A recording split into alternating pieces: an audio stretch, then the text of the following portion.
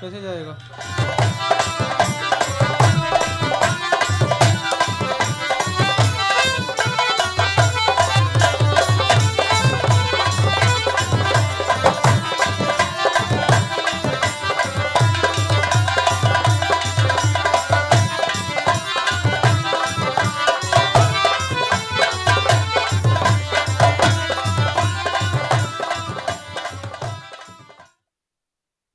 कार्यक्रम के इस भाग के प्रायोजक हैं कृषि एवं किसान कल्याण मंत्रालय, भारत सरकार।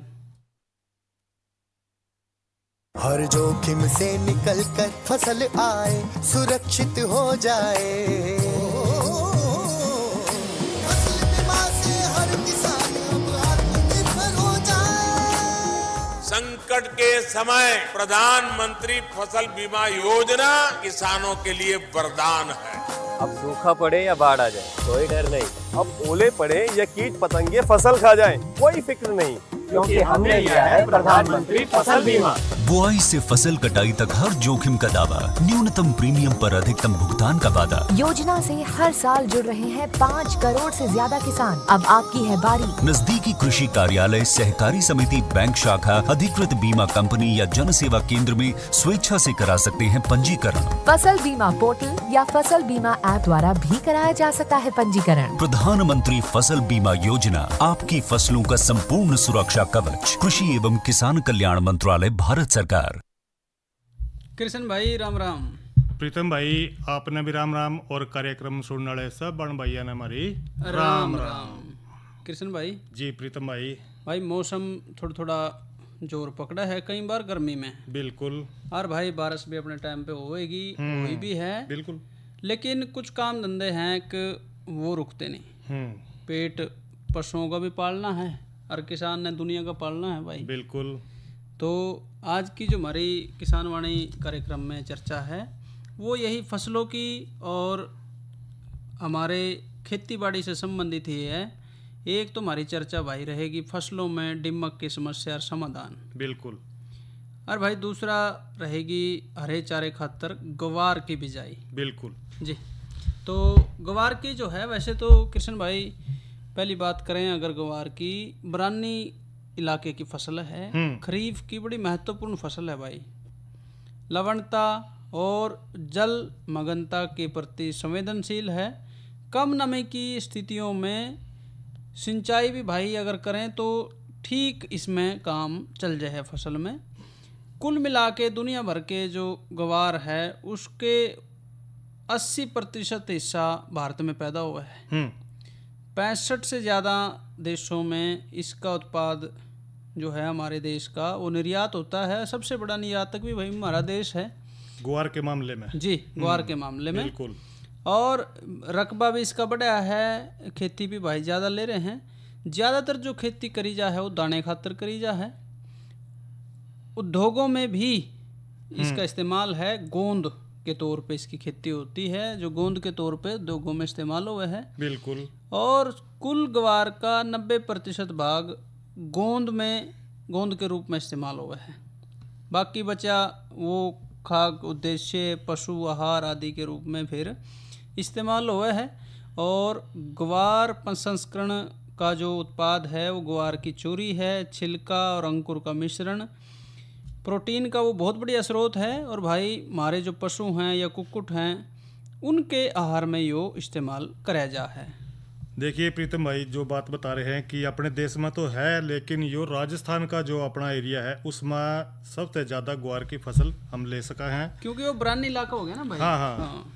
उसके अनुसार ही देखा है कि हरियाणा में भी ग्वार का उत्पादन लगभग 2.9 लाख जो टन है प्रति हेक्टेयर जो है ना, यानी कि 13.5 क्विंटल रहा है। उत्पादकता में यह वृद्धि ग्वार की जो है ना उच्च उपजाऊशील और अल्प अवधि वाली जो किस्म है उनके विकास के कारण इसकी पैदावार में बढ़ोतरी हुई है। तो इस तरह जो इसकी हरियाणा में बात करें तो भाई इसके जो ज़िले हैं जिस तरह के भिवानी है, गुड़गांव है, मेवात, महेंद्रगढ़, रेवाड़ी, फतेहाबाद, सिरसा, इन जिला में जो है ना अधिकतम इसकी पैदावार ले सका है। और उन्नत किस्म की बात करें प्रीतम भाई तो भाई HFG 156 यह किस्म बहुत बढ़िया है। और चारे खातर तो और भी बढ़िया है। यह बोने के बाद चारे खातर केवल 70 दिन में पक्का तैयार हो जाएगी। और यह बैक्टीरियल ब्लाइट बीमारी तक भी प्रतिरोधी है और इसकी हरे चारे की पैदावार लगभग 130 से लेकर 140 क्विंटल प्रति एकड़ में तैयो निकल जाए। हाँ तो भाई हरे चारे खातर अगर ले रहे हैं HS 277 है, 1974 ते चली आ रही किस्म है भाई, बिना शाखाओं वाली, सीधी लंबी बढ़ने वाली है, देर ते पकड़ वाली किस्म है, मिश्रित खेती खातर बहुत बढ़िया है। इसके बीज की पैदावार 5.5 क्विंटल से लेके 6 क्विंटल तक है। और इसी तरह प्रीतम भाई अगर हम बात करें तो अगली किस्म की वो भी बहुत बढ़िया किस्म है HG 75 जी। यो किस्म भी 1981 में जो हमारे किसान भाइयों के लिए जो वैज्ञानिक थे उन्होंने 1981 में विकसित करी थी और ये शाखाओं वाली, रोग के प्रति सहनशील और देर तक पकड़ने वाली किस्म है। और इसके बीज का जो रंग है वो क्रीम की तरह है, यानी कि थोड़ा सफ़ेद और आकर्षक भी है। इसके दाने की पैदावार जो है 7-8 क्विंटल प्रति एकड़ में तो ये निकल जा है। और इसी तरह HG 365 है। हाँ तो भाई यह भी पुरानी किस्म है, सन 88 में विकसित करी गई थी, कम शाखा वाली, जल्दी पकड़ने वाली किस्म है, 85 से लेकर 100 दिन में पक जाए है भाई। इसका दाना छोटा स्लेटी रंग का हुआ है। औसत पैदावार 6.5 से 7.5 क्विंटल प्रति एकड़ है। इस किस्म के बोने के बाद जो भी आगे रबी की फसल भाई लेंगे वो आसानी से ली जा सके है, क्योंकि ये जल्दी पके है। और भाई राया फसल अगर लेनी है तो भी भाई इसकी बिजाई जून के दूसरे पखवाड़े तक भी कर सके हैं। और इसी तरह प्रीतम भाई HG 563 किस्म है, यो भी ग्वार की। इस किस्म को हरियाणा में काश खातर भाई 2004 में अनुमोदित किया गया था। यो भी एक शीघ्र पकड़ने वाली किस्म है और भूमि के अनुसार बात करें तो भाई पकड़ने में लगभग 85 से लेकर 100 दिन लेवेगी। और इसके पौधे जो है ना, फड़ियाँ पहली गांठ और दूसरी गांठ पर लगनी शुरू हो जाएंगे और इसके दाने चमकदार HG 365 के मुकाबले में थोड़ा मोटा हुआ। और इस किस्म की जो औसत पैदावार है प्रति एकड़ वो है 7-8 क्विंटल जी। HG 220 ये भी एक किस्म है ग्वार की किस्म, पूरे भारत में ये जो है अभी आई थी 2010 में। और यह जो किस्म है जल्दी पकड़ने वाली, यानी कि 90 से 100 दिन ले है सिर्फ। इसके पौधे पे फलियां दूसरी गांठ से शुरू हो जाएं और इसकी फली में दानों की संख्या आम जो हमारी किस्में हैं उनसे ज़्यादा है, दाना भी मोटा है भाई। इस किस्म की जो औसत पैदावार है वो भी ज़्यादा है, 8 से 9 क्विंटल एक किले में दे दे है यार। और इसी तरह प्रीतम भाई HG 870 की बात करें तो ग्वार की इस किस्म को भाई 2010 में हरियाणा खातर भाई अनुमोदित कराया था। इसमें भी अनेक शाखाएं हैं, कम समय में पकड़ने वाली, यानी कि 85 से लेकर 100 दिन लेवेगी। दाने की पैदावार 7.5 क्विंटल से 8 क्विंटल प्रति एकड़ के हिसाब से ये निकल जा है। और HG 884 है ग्वार की, यो किस्म भी पूरे भारतवर्ष में इसकी भी जो है ना खेती करी जावा। ये जो किस्म है 2010 में अनुमोदित करी गई थी और इसकी भी जो है ना अनेक शाखाओं वाली है, कम समय में पकने वाली है, 90-95 से लेकर के 100 दिन में यो पकजा है, जिसके दाने मोटे और दानों की जो पैदावार है 8 क्विंटल प्रति एकड़ है। इसकी फली में दानों की जो संख्या है वो सामान्यतः लगभग अन्य किस्मों के मुकाबले ज़्यादा है और दाना भी इसका मोटा है। हाँ तो भाई किस्में तो हमने कहीं बता दी कृष्ण, लेकिन बात ये भी देखनी पड़ेगी कि भाई धरती कैसी हो। ग्वार खातर अच्छे जल निकासी वाले, क्योंकि ज़्यादा पानी की जरूरत ना है, रेतली भूमि वो ठीक रहे, हल्की धरती में भी उगाया जा सके, लेकिन कलर ते सेम वाली जो धरती है वह इस खातर ठीक नहीं है। और इसमें जो है ज़मीन की जो तैयारी है उसकी अगर बात करें तो ग्वार की अच्छी पैदावार खातर धरती को ठीक ढाल से तैयार करना चाहिए। 2-3 जुताई बतेरी हैं, बिजाई के वक्त भूमि समतल और पर्याप्त नमी वाली और खरपतवारों से मुक्त, यानी कि कबाड़ ना हो भाई। और भाई बिजाई के समय की बात करें तो देर से पकड़ने वाली किस्म HG 75 है। इसी तरह FS 277 है। ये जो किस्म है इनकी जो बुआई कर सको हो आप वो मध्य जुलाई से लेकर भाई जल्दी पकड़ने वाली किस्म HG 365, HG 563, HG 220, HG 870 और HG 884 की बिजाई खातर भाई जून का जो दूसरा पखवाड़ा है सबसे बढ़िया रहेगा। और इसी तरह इसके बीज की मात्रा की बात करें तो भाई अगेती पकड़ने वाली किस्में हैं, जिस तरह के HG 365 है, HG 563 है, HG 220 है, HG 870 है। इसी तरह जो है ना ये भी 1 एकड़ में से लगभग ये 5-6 किलोग्राम बीज की जरूरत पड़ेगी। और मध्य अवधि वाली किस्म HG 75 से लेकर भाई FS 277 7-8 किलोग्राम बीज काफ़ी रहेगा 1 एकड़ के लिए। हाँ, तो भाई बिजाई के वक्त और मात्रा के बाद एक बात भैया ने ध्यान रखनी है कि भाई बीज का उपचार करना है, और जो जीवाणु पत्ता अंगमारी है उसकी रोकथाम खातर बिजाई जो है बिजाई से पहले उपचारित करना जरूरी है। इस खातर 6 लीटर पानी में 6 ग्राम स्ट्रेप्टोसाइक्लिन दवाई, पानी की मात्रा 6 लीटर, दवाई स्ट्रेप्टोसाइक्लिन और मात्रा दवाई की 6 ग्राम, ये भाई घोल लें। इस घोल में 6 किलोग्राम ही ग्वार का बीज 20 मिनट तक भिगोना है, बाद में छाया में सुखाना है। ये इसका बीज उपचार है। और इसी तरह हम इसके खाद की बात करें तो प्रीतम भाई फसल की बिजाई के टाइम जो है ना 16 किलोग्राम फास्फोरस यानी कि 100 किलोग्राम सिंगल सुपर फास्फेट लेना है, 8 किलोग्राम नाइट्रोजन जो 18 किलोग्राम यूरिया ते लेना है, प्रति एकड़ के हिसाब से आपने डालना है। यदि भूमि में भाई गंधक की कमी हो तो 8 किलोग्राम गंधक प्रति एकड़ यानी कि 60 किलोग्राम जिप्सम भाई काफ़ी रहेगा। सभी खादों की मात्रा बिजाई के समय ड्रिल करनी है आपने। जो हमने खाद बताई है इसका प्रयोग करने से पहले भाई भूमि परीक्षण जरूर कराएं, उसी के अनुसार ही भाई आपने खाद देनी है। हाँ, तो भाई इसमें बिजाई का तरीका भी 30 से 45 सेंटीमीटर की दूरी पे बोना है, पूरा विधि से बो सके हैं। पौधे से पौधे की दूरी 15 सेंटीमीटर रखनी है। ग्वार का जो बीज है 5 से 6 सेंटीमीटर गहरा बोना चाहिए। साथ ही भाई खरपतवार नियंत्रण की बात करें तो एक तो निराई गुड़ाई की जरूरत है भाई, लगभग 25 से 30 दिन बाद कर लें, और भाई जरूरत हो तो एक और गुड़ाई फिर 15 दिन बाद कर लें। रसायनों से भी भाई खरपतवार नियंत्रण कर सके हैं, आजकल ठीक दवाइयाँ सुनी जा है कि आ रही हैं बिल्कुल। और हल्की भूमि खातर बैसालिन 800 मिलीलीटर प्रति एकड़ 250 लीटर पानी में मिला के बीजने से पहले जमीन में अच्छी डालते उसको मिला लें, और जमीन भारी हो तो दवाई की मात्रा 25% बढ़ा दें भाई। तो प्रीतम भाई सिंचाई का थोड़ा जिक्र कर लें। आमतौर पर भाई मानसून की वर्षा पर जो है ना बीजी गई फसल को भाई सिंचाई की कोई जरूरत नहीं होगी, और यदि फलियां बनते टाइम बिल्कुल बारिश ना हो तो भाई हल्की सिंचाई जरूर कर दें। और इसी तरह भाई जो बीमारियां अगर लग भी जाएं तो बैक्टीरियल लीफ ब्लाइट जो बीमारी आवेगी बिजाई के 8 सप्ताह यानी कि 50-60 दिन के बाद, या फिर बीमारी की शुरुआत होने पर भाई स्ट्रेप्टोसाइक्लिन 30 ग्राम प्रति एकड़ या फिर कॉपर ऑक्सीक्लोराइड 200 ग्राम प्रति एकड़ से भाई पानी में मिलाकर 15-20 दिन के अंतर पर 2 छिड़काव जरूर करें। हाँ, तो कटाई और गहाई की भी बात है। जब भी भाई पत्तियां पीली पड़ के जो है जड़न लग जाए, फलियों का रंग भूरा हो जाए तो फसल हमारी पक गई, कटाई करनी है। उस वक्त कटाई के बाद फसल को कुछ दिन तक धूप में सुखाने खातर छोड़ दें, पूरी तरह जब सूख जाए तो गहाई करें। और भाई पौध संरक्षण के भी थोड़ा ध्यान रखें कि कदे कदे फसल पे तेला का आक्रमण भी हो जाए है। तेले की दवाई आप जाने हैं कि मेलाथियान है 200 मिलीलीटर, पानी की मात्रा 200 लीटर, इसको मिला के प्रति एकड़ जो है छिड़काव करना चाहिए। हाथ से चलने वाले पंप से कर लें। और भाई फसल अगर चारे खातर ले रखी हो तो मेलाथियान का छिड़काव करें, लेकिन छिड़काव के बाद 10 से 15 दिन तक हरा चारा पशुओं को ना खिलाएं। बिल्कुल जी। तो भाई ये तो बातचीत रही हमारी ग्वार की फसल की, आगे भी चर्चा करेंगे, लेकिन अभी वक्त है एक लोकगीत का।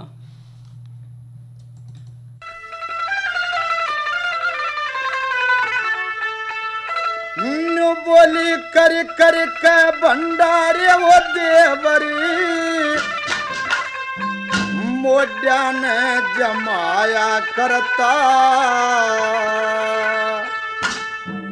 वो हलवा पूरी खान के हमने भी बोलाया करता।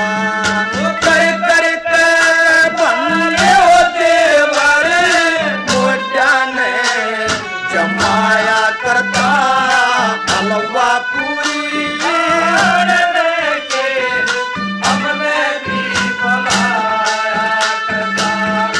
कर कर के भंडारे देवरे मोड्या ने जमाया करता, हलवा पूरी खान के हमने भी बोलाया करता।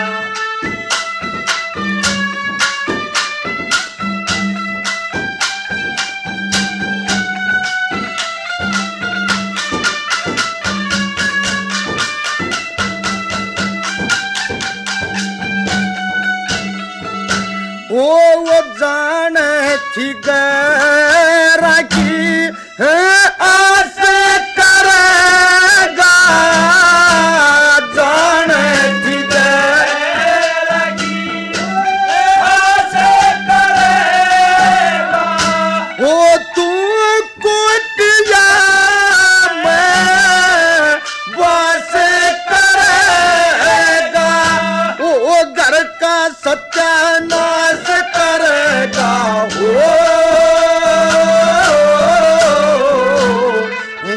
का सत्या नाश करेगा यो कुणब बैठ समझाया करता तेरे भले की क्या करेगी तू दीदे पढ़ लिखाया करता कर कर के भंडारे देवर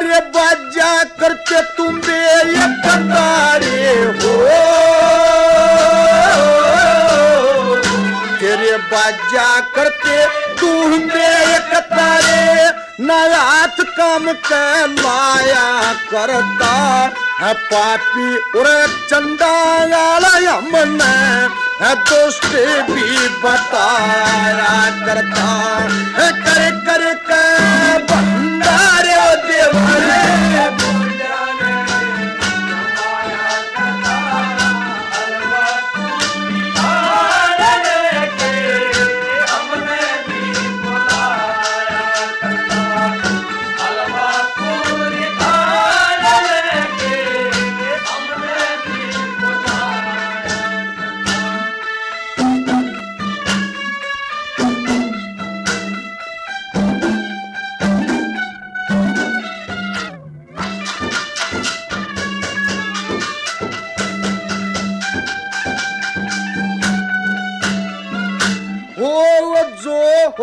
करते अदरी मान तेरा जो करते अदरी मान तेरा आज दुश्मन बना हो जहान तेरा वो कर गया भगवान तेरा हो गया भगवान तेरा तू जिसका भोग लगाया करता तड़क सांझ बजा के टाली फैल से मचाया करता कर कर के भंडारे देवरे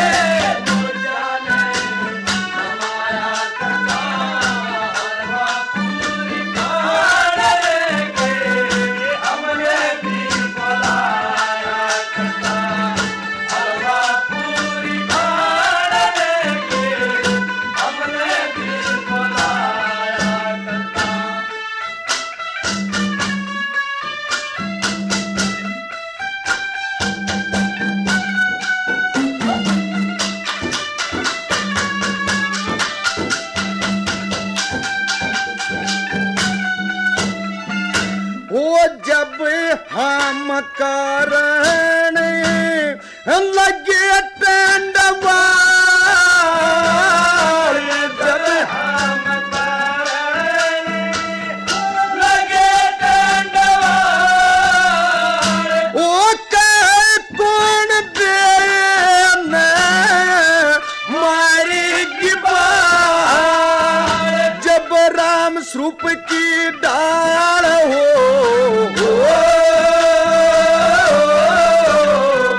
जब राम स्वरूप की डाल तुते है दोरे के बिना जाया करता है छाहड़ ही पड़ जा कदे ऊपर नो है दूर सी के जाया करता कर कर के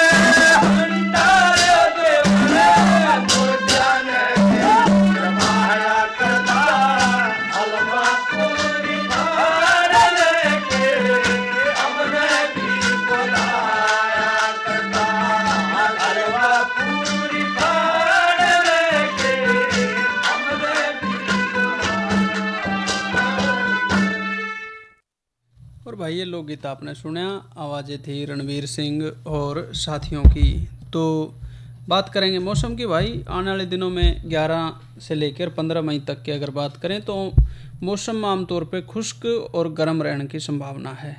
इस दौरान भाई तापमान में हल्की बढ़ोतरी आने की, आसमान साफ रहने की, हवा की गति 10 से 15 किलोमीटर प्रति घंटा रहने का अनुमान है। और जो अधिकतम तापमान आज का रहा 43 डिग्री, न्यूनतम 29, और जो कल रहने की संभावना है अधिकतम 45 और न्यूनतम 28 डिग्री, यानी कि बढ़ेगा तापमान भाई। प्रीतम भाई, अगर कल के कार्यक्रम की बात करें तो कल हम चर्चा करेंगे वैज्ञानिक विधि द्वारा सब्जियों की नर्सरी कैसे तैयार करें, और नई फसल नई उमंग में हम बात करेंगे चारे के लिए मक्का की काश्त पर। हाँ तो भाई ये तो कल करेंगे, लेकिन आज की भी हमारी जो चर्चा है वो अभी रह रही है, और वह है भाई दीमक की समस्या और समाधान। कोई भी फसल हो, दीमक भाई लगे है, तोड़ दे है, तंग करे है भाई, बहुत फसल ने नुकसान पहुँचावे है।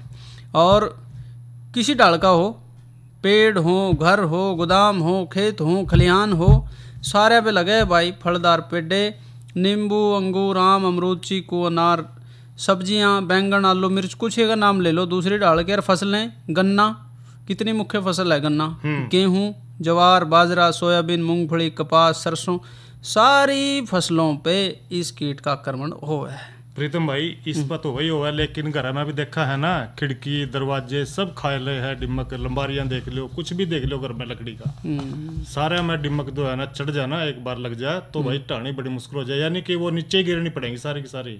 समझाने से समझते नहीं, हाँ ना समझते नहीं होगी, मान गया मैं। और भाई या जो है कपड़ा, बांस, लकड़ी, कागज, इस डाल की जो चीजें हैं उनमें होता है सेल्यूलोज, उसको खावे है और वहीं से दीमक आगे बढ़े है। धरती के अंदर रह के भी फसलों को ज़मीन के अंदर जड़ें खा के नुकसान पहुँचावे है। इस डाल की फसलें जिनकी जड़ें ज़्यादा रेशेदार होती है उनको ज़्यादा नुकसान पहुँचावे है। अंधेरे में रहना पसंद करे है यो कीट भाई, और तेज़ रोशनी सहन नहीं कर सकता, इसलिए बड़े बड़े जो पेड़े हैं हमारे, फसलें हैं, उन पे धरती की सतह से ऊपर जब ये कीट आक्रमण करे हैं तो पहले मिट्टी की सुरंग बनावे हैं, बिल्कुल, फिर चढ़े हैं, अंदर ही अंदर जाएंगे, छाल और गुद्दा खा जाएंगे, खोखला कर देंगे उसने। दीमक का जो प्रकोप है रेतले और सूखे क्षेत्रों या भाई ऐसे जगह जहाँ तापमान ऊंचा हो और धरती की जो उर्वरा शक्ति है वो कम हो, वहाँ ज़्यादा होता है।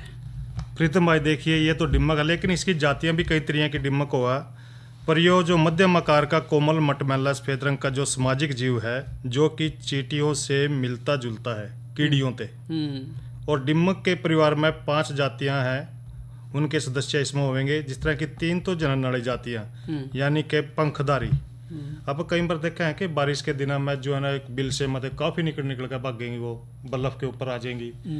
तो इस तरह जो है ना पंखधारी नर मादा रानी और राजा हैं, और 2 बांझ जातियां यानी कि जो श्रमिक हैं और सैनिक वो हैं। और इनका जो जीवन चक्र है, बारिश के टाइम में देखा है कि जो पंख वाले नर मादा लाखों की संख्या में सांझ के टाइम जो है ना बॉम्बे में तो निकल कर चांदने का नहीं भागते दिखाई देंगे, और जिनमें से बहुत से जो है ना पक्षी या फिर अन्य शत्रु इनको खा जाएंगे। बचे हुए के जो है ना पंख गिर जाएंगे नीचे, नर और मादा संभोग के बाद जो है ना गिल्ली मिट्टी में गहराई में चले जावा, और समय समय पर भाई संभोग करते रहें। राजा और रानी बम्बी में सबसे नीचे एक कठोर मिट्टी बने हुआ जो कमरा है उनका, राजसी कक्ष कह दें, उसमें यो रमा है। जो रानी पंखहीन हो जाएगी और अंडों से भरे रहने के कारण इसका जो उदर है काफ़ी फूला रहेगा, यानी कि पेट।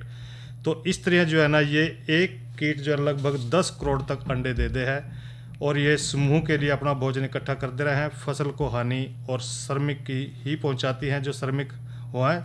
सैनिक जो श्रमिक हैं ये आकार में थोड़े बड़े हुआ और प्रमुख रूप से काफ़ी जो है ना ये मुख्य नुकसान करने का काम ही करा है। बम्बी की जो शत्रु हैं उनसे भी रक्षा करते रहे हैं। अगर नियंत्रण की थोड़ी बात करें तो यांत्रिक अगर संभव हो तो भाई दिम्मक की जो बम्बी है ना उसना ढूंढ का उसना खोद का भाई रानी को नष्ट कर दे, यही एक बहुत बढ़िया बचाव का तरीका है। सस्या क्रियाएँ भी हैं, जिस तरह के खेत में भाई कभी कच्चा गोबर नहीं गिरना चाहिए, अच्छी पकी हुई खाद का प्रयोग करना चाहिए। जिन खेतों में दिम्मक का प्रकोप हो टाइम टाइम पर भाई पानी लगाने तक दिम्मक को भी रोक सका है, या जिन खेतों में दिम्मक का प्रकोप हो उनमें तो या फिर पास के दूसरे खेत है कटाई के बाद जो अवशेष बच जाए है उनको नहीं छोड़ना चाहिए, क्योंकि दिम्मक उन्हें खाकर भाई जिंदा रहे।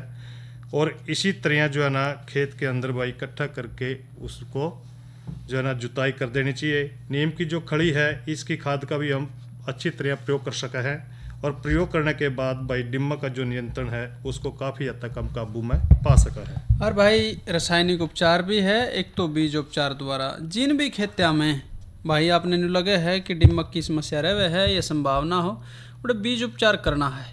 बड़ा बीज उपचार किसी भी बीज का है फसल का है भाई बड़ा सस्ता है, टिकाऊ है, आसान है, दिम्मक पे खास तौर पे प्रभावी है। इस खातर भाई सांझ के टाइम बीज को पक्के फर्श या पॉलीथीन की सीट पे फैला लें, आधा दवाई का घोल इस पे छिड़क दें, ठीक डालते उसको मिला लें। इसके बाद बची हुई जो आधी दवाई है उसका घोल भी छिड़क के उसको अच्छे तरीके से मिलाने का मकसद है ताकि पूरे जो बीज के हिस्से हैं सब पे दवाई की परत बन जाए। बिल्कुल। उपचारित बीज को रात भर फैला हुआ पड़ा रहने दें, सुबह इसकी बिजाई करें। जरूरत पड़े तो भाई इसके बाद फफूंदीनाशक और टिक्के का भी उपचार करा जा सके है।